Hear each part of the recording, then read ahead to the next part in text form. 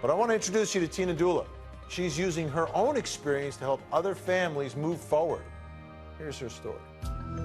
My son was born acting like any other child. He was learning language, learning words, bright, happy, engaged, like most children that age.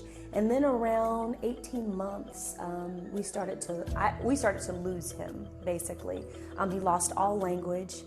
He was hiding under his bed, just exhibiting some odd behaviors. We got him in with a developmental pediatrician who confirmed Miles did indeed have autism. From there, we just hit the ground running and kept hitting walls, the walls that a lot of families hit. What kind of compounds what happened with us is my son was diagnosed on a Thursday. The next day, my husband lost his job. And so financially, the rug was pulled out from under us. Our little home, our little family just kind of imploded. It affected our marriage, it affected everything. We maxed our credit cards out. We just did whatever we had to do to get the therapies that we felt our son needed. And along that time, I started educating myself on how are we going to do this across the span of his life. I really started tapping into some resources that I try to point families to now, through my foundation, because it's not easy, but it can be done. And so Miles Apart was formed. I developed, a mission statement, which is we provide financial and emotional support for families living with autism. This is a hard road. This is a hard journey for families, but nothing is insurmountable about it. You just have to understand there are challenges that come with this particular path. The earlier you identify the problem and intervene, the better your outcomes are likely to be.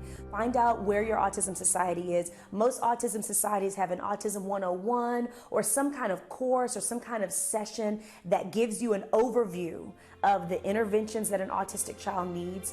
You really have to become this doctor, parent, advocate, investigator who figures out what's going on with my child.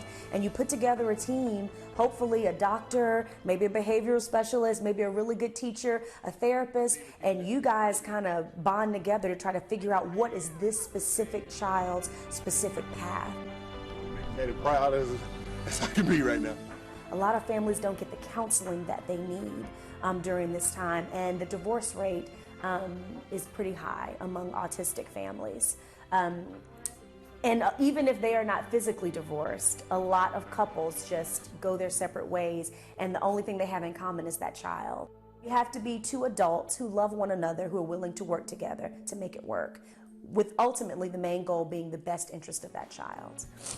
I have decided that I'm going to create the fullest, richest life I can for my child. And my heart is burdened for other families that they would have that too. And that's the reward in this journey, is that it's really difficult, but every gain means so much. And I wish that Miles had gained more, but I appreciate everything that he has.